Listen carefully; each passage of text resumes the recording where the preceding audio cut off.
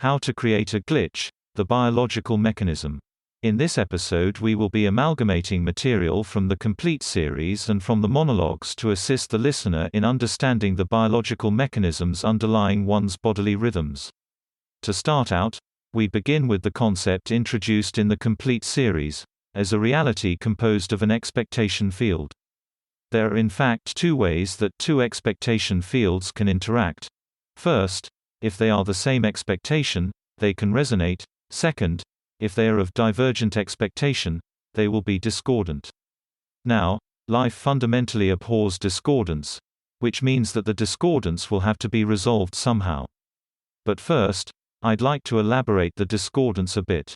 When two expectation fields interact and there is discordance, this manifests as tension within the common expectation field, just as holding contrary ideas within the mind at the same time manifests in the body as tension. That tension must be eliminated somehow before it produces what is ultimately a glitch. The time it takes for that discordance to be eliminated is called the substitution time. If that discordance is not eliminated before it produces a glitch, then the time it takes for the common expectation field to correct the glitch is the correction time. A correction time manifests as an altered state of higher than normal social tension. Thus, we can say that all bodily tension and tension created by discordance within the common expectation field can be measured by the concept of the substitution time. In the above diagram, the time it takes for the group emotional tension to return to baseline is the substitution time. The manner by which it goes from the peak to the baseline is through what are called postural releases. Postural releases are movements of posture which represent one person giving in to the expectation field of another. Thus, a postural release is any movement which transitions the individual from a discordant posture or expression to a consonant one, mirroring. The above diagram should be understood within the context of the below diagram, which shows that mirroring within the social grouping will degenerate as the group emotional tension increases and will resolve once the emotional tension reaches baseline. Now, identifying these postural releases within a social setting provides one an opportunity to increase the likelihood of creating a glitch. As these postural releases are necessary to eliminate the discordance between two expectation fields, the elimination of the postural release, or its delay, should elongate the substitution time and therefore increase the likelihood of a correction.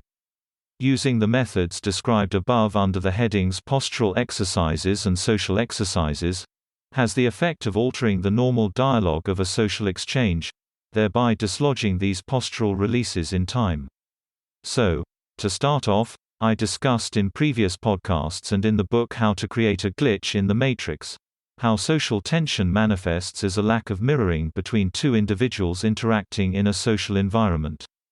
Now, starting out with two individuals, you can say that one of the individuals will be tonic and the other will be dominant. Essentially, what that means is one individual will maintain a stable level of social tension through their expressed actions, words and movements, and the other individual will excite or create social tension, which is alleviated by the tonic. So, the role of the tonic is to maintain a specific low level of social tension within the interaction. The role of the second individual, the dominant, is to create social tension, which is then alleviated by the tonic. Now you can take this bidirectional relationship and apply the same principles to larger groups of interacting people. But the point of essentially getting that is that individuals who interact in a social setting, the social tension manifests as a result of them forming dialectical or idiosyncratic postures and posing divergent postures and posing, which ultimately creates discordance between their expectation fields, consonance re-established by the formation of mirroring as between those two individuals. But those are the principles by which social tension is managed. But the existence of postural releases also plays a role, and specifically postural releases involve the giving in of one individual to the other party, to their social status within the social environment, and the transitioning of divergent or antithetical postures and posing to a consonant or mirroring one. Now, generally, it would be the tonic individual who is mirrored and the dominant individual who exhibits postural releases. Now, I'd like to jump into another topic as it relates to tonal form in this particular analysis. Now, attraction is also a principle in music, just as it is a principle in human dynamics. But suffice it to say that when an individual transitions from a state of lower tension to higher tension and cycles through those states, we see the same characteristic of attraction between that individual and another individual reflective of the tension which is dissipated or created or cycled through as part of the process of the social exchange. In this episode, I'll be building upon some of the ideas set out in the Season 2, Episode 3 in relation to the tonic and dominant social participants in a social exchange. Now, this idea essentially is in relation to the relationship between the tonic and the dominant social participants and how their relationship effectively alters the nature of a social exchange. Now, first of all, it's important to note that as I described in Season 2, Episode 3, the tonic maintains a low level of social tension during the course of a social dialogue. The dominant exhibits postural releases and largely mirrors the tonic individual in between each postural release. Now, the significance of this is important because the tonic only maintains their low level of social tension by and through the postural releases of the second individual who is the dominant. This means that the dominant has some measure of control over the internal states of the tonic, because as social tension builds and the tonic awaits a postural release from the dominant, he's going to find, or she's going to find her internal states to become stretched, the tension increased with all sorts of concomitant problems associated with that. So that's the first point I'd like to make. Now, the second point I'd like to make relates to the orientation of the two individuals and the consequences of that orientation. So I've used the word orientation to describe a great number of different concepts in these books and podcasts. I described how a gateway is created by a common orientation relative to some object. But what I'm talking about with the word orientation here is in relation to their emotional orientation. So, it's not a spatial orientation, it's an emotional orientation. And there are essentially two forms of emotional orientation. The first belongs to the tonic and the second belongs to the dominant. The first orientation, which belongs to the tonic. In that orientation, the individual's attention is fixed upon the environment or some object in the environment. As a result of that, the individual's attention is object-oriented, oriented and objective-oriented. So, the focus of the first orientation individual is on some physical task or some object in the environment. The second orientation, which is held by the dominant, involves the attention of the dominant being fixed on themselves relative to the tonic. So, there's an element of self-consciousness in the second orientation. And essentially what this means is that the attention of the tonic is focused on the environment. The attention of the dominant is focused on themselves relative to the tonic. This is how the social tension of the pairing is essentially managed. Now, the importance of this first orientation, the second orientation arrangement or relationship, is that it creates something called emotional coupling, which is to say the emotional state of the two individuals becomes linked together. And the reason for that is that every time a postural release is initiated by the dominant, the tonic individual obtains a release, and that release conditions his or her action towards the unconscious actions of the dominant. And basically, what that means is the second orientation individual develops a measure of control over the emotional states of the tonic individual. So, although the tonic individual maintains a low level of tension throughout, which is an advantage in one way, it's also a disadvantage in another way because the intentions of the tonic become linked to the intentions of the dominant. Now there's another aspect of this relationship as well, which is that although the intentions or emotional state of the tonic is linked to the actions of the dominant, the intention of the tonic is fixed on the environment, which makes them more capable in a practical sense of completing objectives in a spatial sense. So, the trade-off between this form of emotional coupling is that the individual who is tonic achieves some measure of improvement in their focus and in their ability to accomplish objective-oriented tasks, whereas the second-oriented individual acquires control over the first-orientated individual. So, there's a trade-off between these two relationships as to the ultimate implications of it. Now, what is the significance of this relative to the thesis of this podcast? Well, unfortunately for the second orientation individuals, In order to utilize the tangential action method of producing a glitch, one has to essentially put themselves in a position where they can maintain a first orientation stance. And the reason for that is because one's attention must be fixed on the background or the environment and objects in the environment in order to observe a glitch. One has to be in the right state of mind, and one's mind has to be ready to accept or observe that, which is truly unusual in the environment. So, if one's attention is fixed on themselves self-consciously relative to the tonic, that's going to be an extremely difficult orientation for the purposes of observing events of significance in the environment. Now, individuals do not always maintain the same orientation. Sometimes they form different orientations with different people, in different contexts, at different times. So, there's no single orientation or emotional orientation, which applies to a given individual. That being said, some individuals take on a second orientation more often than others do, and vice versa. So, in order to essentially establish a given orientation, one has to interpolate the methodology as applies to creating tension or releasing tension and mirroring. And what I mean by that is that if one purposely mirrors another individual, that's essentially taking on the role of the dominant interspersed by postural releases. So, one can simulate a particular orientation in a social grouping if one chooses. But one cannot force another individual to take on a given role within a social context. So, in some circumstances, it's not possible to, with certainty, establish a specific orientation. The origin of all social tension is through one of the four principles underlying the system, namely, dialectical pairing. Thoughts pair, which means that for every thesis there is an antithesis. The juxtaposition of the two produces tension.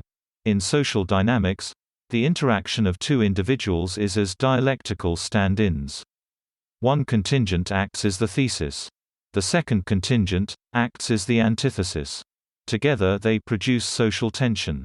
The relationship between the tonic and the dominant produces a unidirectional path to emotional tension. As the tonic expresses the internal thoughts of some tension, that tension is transmitted to the posture, posing and body mechanics of the receiver through the medium of the dominant's mind. The dominant dissipates that tension through postural releases. On the larger scale, the consensual reality is juxtaposed with the shadow parts of our being, the inhibited impulses that are nevertheless expressed in our absence, or through body switching. The juxtaposition of these two realities, created by our presence and absence, is dialectical and pregnant with tension. Tension is the product of all these dialectical opposites. And it is that tension that drives us forward. But there is another pathway that produces tension. Another pathway that drives us forward. It is the pathway of direct ground, or suppositional thought. Each suppositional thought alleviates tension, which is reflected by the contingency forming in its shadow. Think of the substance of reality as being joined by a myriad array of dialectical switches. These switches are the appendages of the moment, behind the outcome of seemingly chance events. These dialectical switches ordinarily work by countering thesis with antithesis, thereby preserving tension. But if one relies upon suppositional thought processes, one can predictably alter the outcome of events. Imagine for example that you are driving down a highway above the speed limit. Imagine for a moment that you have done something horribly wrong, such as committed a crime. The officer notices that you are speeding and pulls you over. As you see the police officer in your rearview, you have a choice. You can keep driving, or you can pull over, and resist arrest. You can do all the myriad things that he would expect you to do if you were guilty of a crime.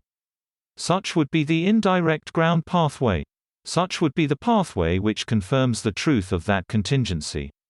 Or you can act as he would never expect you to, if indeed you were guilty of a crime. You can willingly, even happily submit yourself to his authority with the expectation that you will end up incarcerated. You can do so with reliance, with joy even, knowing full well what is about to happen. This is what it is to embrace suppositional thinking, to embrace the moment, to act with faith. And here's the rub. Because maybe, just maybe, your genuine, carefree demeanor, your mood, your attitude, your positivity, will provoke little caution, suspicion or alarm. And he will let you go, not realizing that you are guilty of a crime. Such is the pathway of direct ground. Now imagine flipping the script like this with every event you can't control. Imagine embracing the moment with such credulity that you can literally shape your own reactions, your own attitudes, and in so doing can you direct the hand of fate. In this episode, I'll be discussing some basic principles involved in social interactions while incorporating concepts such as direct ground, indirect ground, open and closed thoughts. The purpose of this, which is made difficult by the medium, is to develop a systemization, which might produce a notation tracking said interactions. First of all, any social interaction, in the moment, can be represented by 4 boxes, 2 corresponding to the first actor, and 2 corresponding to the second actor. These boxes can be filled with thoughts of 3 forms: open left-handed, open right-handed, and closed. The first box on the left of the first actor is the internal box. The second is the body posture, posing box. For the second individual, the first box on the left is the body posture, posing box, and the second is the internal thought box. At time equals 0, the 2 boxes of the main actor will be filled and the internal box of the secondary actor will be filled. But the body posture box of the second actor is empty, because she is not acting. Now, there are a few basic rules regarding these thought pairings. First, a left-handed open thought may pair with the other 2 or itself. Only when it pairs with itself does it release tension. Otherwise, it produces tension. The same goes for a right-handed open thought. A closed thought always produces tension. Now, in the moment, when describing the 2 pairs of 2 boxes, the 2 on the left should be filled, while the external of the second pairing should be empty. This is because as the first actor acts on the second actor, it imports the internal thought of the first actor into the external box of the second actor. Inhibition can be represented through the 4 boxes as a left-handed open bonded with a right-handed open or a suppositional thought bonded with an open thought. Altruism can be represented by a matching or mirroring of the internal box of the second actor by the first actor. Competition can be represented by either the first pairing having an open right and left-handed pairing with the internal box of the first actor the opposing orientation of the second internal box, or 2 left-handed or 2 right-handed with the opposing handed box in the internal box of the second pairing. Now, let's say you're dealing with an interaction between 2 individuals. In this example, the first individual is a police officer and the second is someone speeding. The first action, the thesis, is the second actor speeding, indirect ground. The antithesis is the first actor putting on his siren to pull over the second actor, indirect ground. There are now 2 possibilities, both indirect ground. 1. The second actor can slow down and stop, indirect ground. Second, the second actor can attempt to drive away, indirect ground. So let's say the second actor chooses to slow down and stop. Now the next action would ordinarily be the antithesis and choice of the first actor, to detain or release the second actor, but in this case the second actor can change the dialogue through suppositional thought. If the second actor acts by suppositional thought to submit, or act by letting go, the grounded thought remains with the directly grounded thought, which means that the first actor will mirror the second actor in settling upon a release. This is because the first actor still has 2 options, to detain or release, but the release is the grounded thought, so it is fulfilled. Now, altruism is often a product of the negation of self. Negation of self often leads to postural releases in others, which manifests as outs. This is of course just another way of explaining the example set out a few moments ago. It's important to also note that you can structure the way you make statements to reflect an outward-inward or inward-outward direction of causality and thereby produce patterns as set out in the above example. It would be easier to visually represent the examples and concepts of this podcast episode. Unfortunately, this is not the right medium. However, I hope that this episode at least introduced the topic in a way which was comprehensible to the listener. In this episode, we will be discussing negation, the internal mind, and a new concept called channeling. As discussed in a previous episode, the creation of an internal mind, a private space for introspective thought, is the result of folds in time, the presence of negating thoughts. Typically this means that it is a cooperative endeavor, the result of closed mirroring thoughts on the part of two interacting individuals. The presence of these mirrored closed thoughts delimits the extent to which individuals can communicate, and the extent of the underlying gateway. In other words, when individuals do not maintain a baseline of mirrored closed thoughts, the result is the experience of the unity of consciousness. The absence of an enclosure for thought processes generates open thought pairings. These open thought pairings form automatically between interacting individuals. In the presence of enclosure, it's the internal open thoughts which pair. This is what I call channeling. Now, to understand this graphically, in deference the first individual has a closed thought in its external box and an open in its internal. This transforms the open internal to the external of the second individual. But when the external closed is mirrored by the second individual, we have enclosure and a fold in time, which preserves the pairing of the two internals. Representing folds in time, enclosure of thought, as mirrored closed thoughts as between two individuals, is akin to the recognition that closed postures imply a circumscribing of the sphere of activity of an individual or a limiting of his or her responsiveness to external communication. Closed postures deny our inclusion in an activity or discussion. In this episode we will be talking about the concept of deference and showing how physiological processes reflect its accumulation and also its social significance. To reiterate, deference is a one-way link between two minds created by verbal direction or body language or physical territoriality. When two people interact and they exhibit dialectical reactions, those reactions create social tension. This social tension is released by mirroring, which follows when the dominant exhibits postural releases in response to the actions of the tonic. People will recapitulate their postural releases in response to social tension when they encounter the tonic in sociality. This recapitulation affirms the deference and preserves the link between their minds. How does this work in practice? Well, deference means that you will enact the expectations of another due to their social status. You will, for example, dress as they expect you to dress, or move the way they expect you to move, or laugh the way they expect you to laugh. You will act out according to the established conditioning of your body language. But again, how does this work, you ask?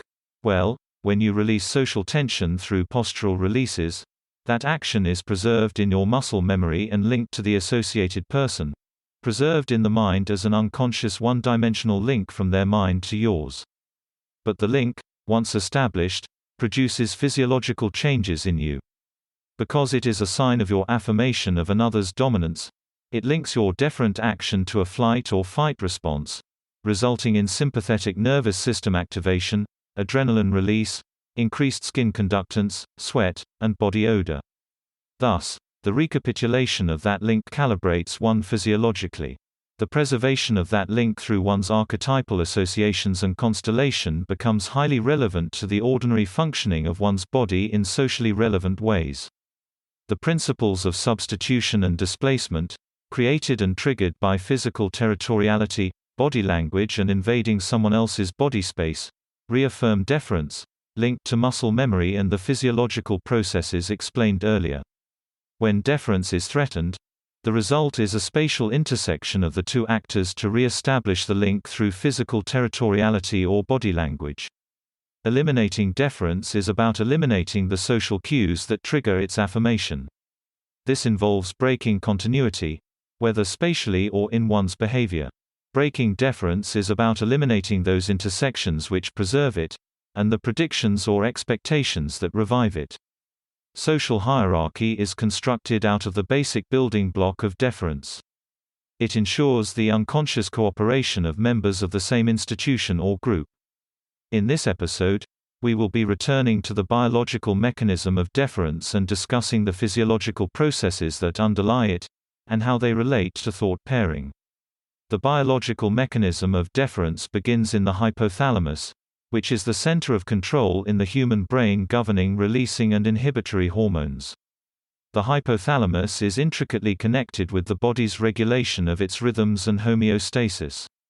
The hypothalamus has the following functions: releasing hormones, maintaining daily physiological cycles, controlling appetite, managing sexual behavior, regulating emotional responses, regulating body temperature. It is important to note that the early chapters of How to Create a Glitch in the Matrix, the complete series, documented the process by which the physiological cycles could be undone.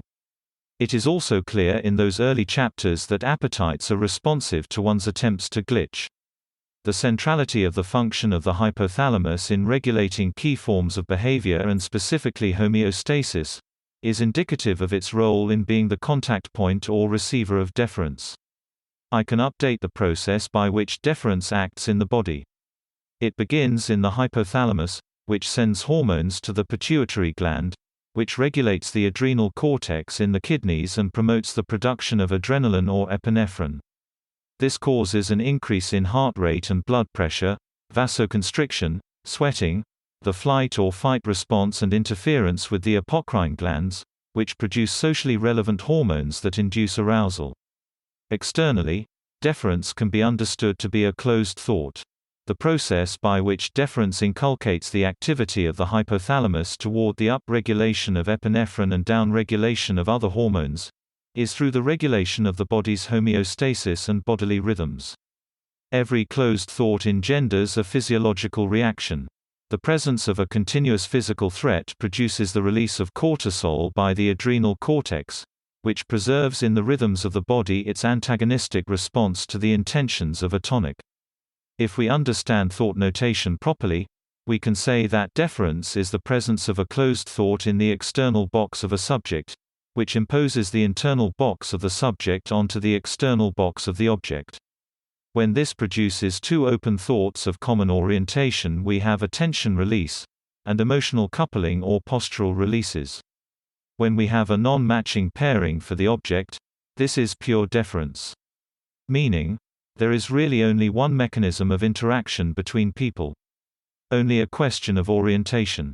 All social involvement is deference. It is also true that the hypothalamus regulates the activity of the sex organs. In men, epinephrine is associated with lower aldosterone production. The interrelatedness of aldosterone, which governs salt concentration in the body, tells us that the fine-tuning of our homeostasis is directly linked. Likewise, testosterone regulation is impacted by epinephrine as well. Externally, when we observe deference, it is commonly perceived of as acceleration or braking in doing everyday tasks. But the definition of deference is that it is any social action which we do unconsciously which benefits someone else. Deference can also be observed as postural releases, since release of tension goes part and parcel with the imposition of direction through closed thoughts. As the sex organs are modulated by the hypothalamus, which modulate the behavior of others through deference, the sex organs function for the group, as a social organism, very much like the hypothalamus acts for the individual. In this episode we will be linking our discussion of duality to the biological mechanism of deference as set out in previous episodes. First of all, in earlier podcasts we talked about how the sympathetic nervous system is conditioned by deference, which results from the production of adrenaline through the biological mechanism of deference. I won't return to the subject matter of those episodes, except to say that adrenaline is the key component of this system, which begins with postural releases in response to social tension, resulting in the formation of deference, a one-way link between two minds, resulting in the linking of one's unconscious mind to the intentions of another. To take a step back, we already established that there are two forms of calibration, parasympathetic and sympathetic. One results from deference, namely, sympathetic, and the other results from emotional coupling, namely parasympathetic. These two forms of calibration are competitive, which is to say, given individuals will form relationships which comprise one, the other, or both at different times or in different places. Likewise, tension is released by parasympathetic calibration. It is restored by sympathetic calibration. Open thoughts of common orientation release tension and reflect parasympathetic calibration. Closed thoughts or open thoughts of opposing orientation reflect sympathetic calibration. Now, each form of calibration produces a different kind of wave within the common mind created by gateways and intersections socially. The first, called S waves, are sympathetic waves composed of tension-producing waves. The second, composed of tension-releasing waves, are called P waves. Now, social activity is mediated by these two types of waves. Emotional coupling produces P waves. Deference produces S waves. These waves travel as thought pairings through the visual cues which we exhibit and the gateways which are generated by social exchanges. Now, to bring it back to dualism, S waves are phallic in symbolism within the unconscious mind. P waves are receptive. This means that S waves stimulate adrenaline production in others and P waves stimulate acetylcholine production. The result of this dichotomy is felt throughout the autonomic nervous system, including the digestive system. As a result of S waves, digestion is inhibited. As a result of P waves, it is stimulated. On any given day, people will often receive numerous S waves and P waves. Social relationships regulate us through S waves and P waves. When we are a recipient of repeated S waves, our social network will regulate us by sending us P waves. This means that bursts of S waves are cushioned, so to speak, by bursts of P waves. The end result of this relationship, surprisingly enough, is flatulence. Let me explain. In the small intestines, most heavily responsible for digestion, the enteric nervous system is highly impacted by S waves which slow digestion through adrenaline. When this process is reversed through the receipt of P waves, the undigested food has often made its way into the colon, where sugars such as cellulose are digested by colon bacteria, producing hydrogen sulfide gas which becomes flatulence. What this tells us is a few things. First, when we form bonds which reflect emotional coupling, the tonic will receive parasympathetic or P waves. The dominant will receive S waves. When someone acquires our deference, we are receiving S waves. The combination of these waves from our immediate or engaged social system predominate, but so too is involved our entire social network in regulating us. The end result of this regulation is a biological equilibrium or calibration which reflects our impulses, bodily rhythms and circadian rhythms. That's the end of the podcast for today. If you enjoyed it, please like, comment and subscribe.